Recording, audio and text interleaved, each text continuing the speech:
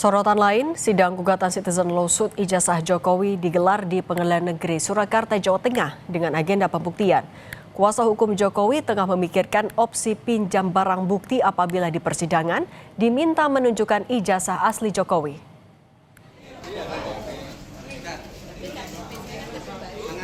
Tak seperti biasa, persidangan gugatan Citizen Lawsuit dipenuhi pengunjung. Melalui kuasa hukumnya, pihak penggugat meminta pengadilan agar dilakukan pencocokan ijazah. Sementara pihak Jokowi mempertimbangkan untuk meminjam ijazah dari Polda Metro Jaya.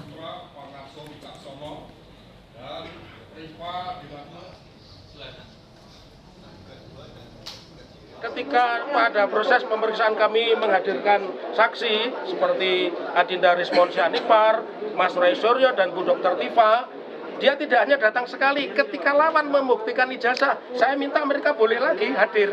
Ini kan tidak pernah terjadi di peradilan kita. Maka saya ingin yang seperti itu. Itulah yang saya inginkan, yang namanya cross examination. Dan itulah yang diajarkan oleh undang-undang baru kita. Yang punya kewenangan apakah Polda Metro berkenan atau tidak untuk memberikan kesempatan kepada kami selaku kuasa hukum Pak Jokowi untuk bon pinjam terhadap alat bukti yang saat ini dijadikan barang bukti oleh penyidik pejabat Polri. Merasa perlu ada uji lab for pembanding, Roy Suryo CS mengajukan permohonan uji laboratorium forensik independen terhadap ijazah Presiden ke-7 Republik Indonesia, Joko Widodo, kepada penyidik Polda Metro Jaya. Sementara kubu Jokowi yakin hasilnya akan tetap sama dengan lab for Mabes Polri.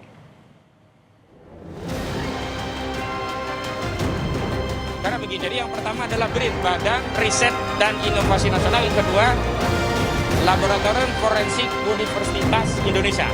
Mau diuji ulang oleh BRIN apa? Kita yakin tidak. Siapapun juga kita sebagai independen. Kubu tersangka klaster kedua, kasus fitnah ijazah palsu Jokowi yakni Roy Suryo, Rismon, dan Dr. Tifa kembali memaparkan kecurigaan mereka atas ijazah Jokowi yang diperlihatkan dalam gelar perkara khusus di Polda Metro Jaya. Roy bahkan meyakini emboss dan watermark UGM tidak nampak jelas di ijazah. Sementara warna pas foto Jokowi juga nampak bukan kualitas cetakan tahun 85 yang menurut Roy sudah pasti mulai pudar. Di map ini, noktah atau kotoran yang ada di sebelah kiri ini tidak terlalu nampak. Kemarin tampak sekali. Saya jadi berpikir, apakah ini barang yang sama? Jangan-jangan ada barang yang lain. Jangan-jangan, sekali lagi. Karena di sini sama sekali nggak ada watermark. Sama sekali nggak ada emboss. Fotonya sangat jelas, sangat tajam. Sekali lagi saya pastikan, 99% tidak mungkin foto ini dibuat 40 tahun yang lalu. Tidak mungkin foto sangat kontras ini. Apalagi dulu di Jogja, hanya ada beberapa studio foto profesional yang saya sebutkan dalam tulisan panjang saya. Ada Star, ada Huasin, ada Likong, ada Arta Duta, Joni Yendarta, Heri Gunawan, dan sebagainya. Kita sebagai mahasiswa nggak kuat untuk nyetak di situ. Kita nyetaknya di gerobak-gerobak cetak pinggir jalan dengan lampu Petromak. Itu tahun 85. Iya, dan mahasiswa yang nyetak di sana, biasanya nyetak pas fotonya pada saat itu jadi. Tapi lihat 10 tahun, 20 tahun lagi, pas fotonya hilang, sudah memburam. Namun pemaparan Roy yang diklaim sebagai sebuah penelitian dinilai kuasa hukum Jokowi sebagai dalih untuk menghindari jerat pidana fitnah. Menurutnya, Roy CS mendadak mengaku sebagai peneliti begitu tudingan mereka dipolisikan Jokowi. Yang perlu dicatat, di 31 objek itu tidak ada satu kalimat pun menyatakan dia sedang melakukan penelitian. Tidak ada satu kalimat pun yang menyatakan dia sedang melakukan kegiatan akademis. Sama sekali tidak, boleh cek, publik bisa lihat. Ya. Jadi clear itu nggak ada urusan akademis, urusan penelitian. Lalu setelah kami laporkan, sebulan kemudian mereka langsung merubah menyusun strategi pembelaan, mengklaim diri sebagai peneliti. Merasa perlu ada uji lab for pembanding, Roy Suryo CS pun mengajukan permohonan uji laboratorium forensik independen terhadap ijazah Jokowi ke Polda Metro Jaya. Mereka mengusulkan Badan Riset Nasional dan UI sebagai pelaksana uji lab for tandingan. Merespons permohonan tersebut, kubu Jokowi tetap yakin hasilnya akan sama dengan uji lab for Mabes Polri.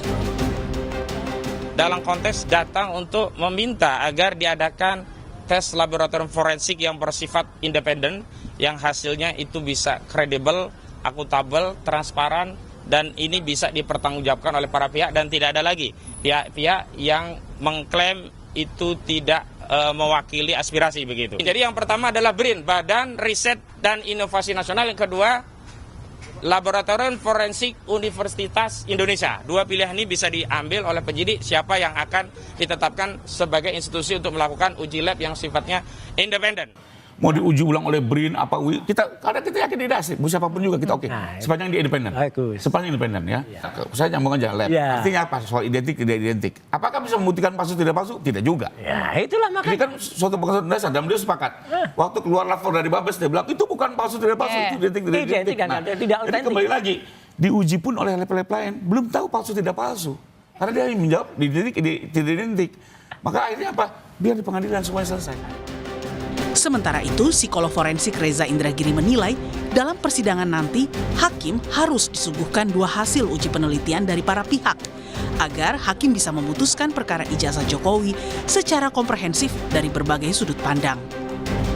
Mabes Polri, Polda Metro Jaya ataupun Puslap 4 semestinya kita anggap sebagai lembaga yang independen. Harusnya. Tetapi sekian banyak hakim dalam sekian banyak referensi juga mengingatkan bahwa kita tidak boleh a priori terhadap pihak manapun di ruang sidang. Pihak sebelah, terdakwa dan penasihat hukumnya juga harus punya kesempatan mengajukan klaim yang setara. Sampai pada akhirnya di meja majelis hakim tersedia 2 versi kebenaran saintifik. Versi terdakwa dan versi jaksa penuntut umum. Biarkan hakim yang pada akhirnya membuat putusan. Sebelumnya saat dikunjungi relawannya pada Jumat lalu, Jokowi mengaku siap memaafkan beberapa terlapor pencemaran nama baik kecuali 3 orang, yakni Roy Suryo, Rismon Sianipar, dan Dr. Tifa. Tim Liputan Kompas TV.